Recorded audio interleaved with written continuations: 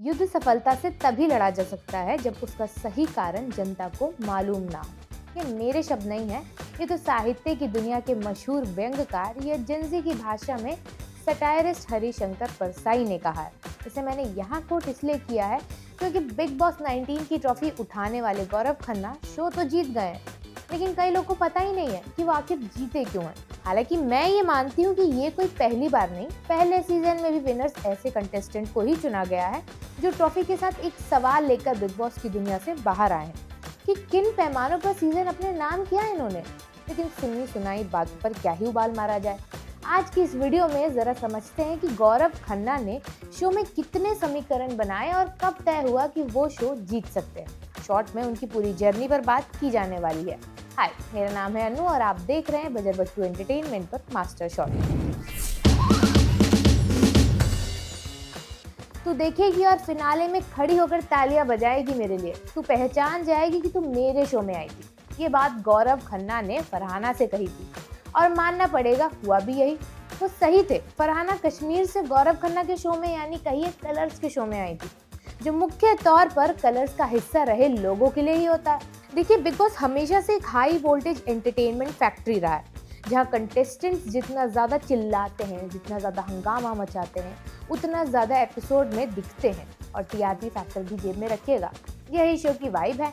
Aggression, manipulation, plotting, crime breakdown, kitchen politics. और हर season कोई ना कोई ऐसा होता है जिसे देखकर लगता है ब्रो ये तो बिग बॉस के सिलेबस का टॉपर है। लेकिन फिर आता है बिग बॉस 19 का सबसे शांत, सबसे low frequency contestant Gaurav Khanna, जो घर में ऐसे दिखाई देते थे जैसे माइंडफुलनेस वाला यूट्यूब एड का वॉकिंग वर्जन। कोई लड़ाई नहीं, कोई शाउटिंग मैच नहीं, कोई मेगा प्लानिंग नहीं, बस एकदम शांत, पोलाइट, सॉफ्ट स्पोकन प्रेजेंस और फिर ट्विस्ट, ट्रॉफी उनके हाथ में। हालांकि इस बिहेवियर के साथ गेम खेलने में भी कोई बुराई नहीं है, पर बिग बॉस की आईपी कुछ और है ना। इस सब पर इंटरनेट का रिएक्शन भी प्रेडिक्टेबल था। ये कब हुआ, ये कैसे हुआ, ये क्यों हुआ। लेकिन ऑनेस्टली ये जितना शॉकिंग दिखाया गया उतना शॉक था ही नहीं, क्योंकि बिग बॉस का एक पुराना फॉर्मूला है, अगर कलर से रिश्ते अच्छे हों तो ट्रॉफी का रिश्ता और भी ज्यादा अच्छा हो जाता है। ये कोई कॉन्स्पिरेसी थ्योरी ना होकर एक चुपचाप चलने वाली रस्म लगती है। ऑडियंस ऑलमोस्ट हर सीजन इंटरनेट पर अपनी फुल डेटा स्पीड के साथ लिखती है कलर्स फेस ट्रॉफी लेकर गया।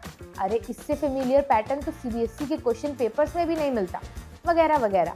एक्टर गौरव खन्ना शो में काम थे, डिसेंट थे, स्वीट थे, पर बिग बॉस के यूनिवर्स में ये क्वालिटीज जनरली एलिमिनेशन की चौखट पर कंटेस्टेंट को खड़ा कर देती है। ट्रॉफी तो जीतना दूर की बात है, हाँ, लेकिन एक्सेप्शन तो हर जगह होते हैं, है ना।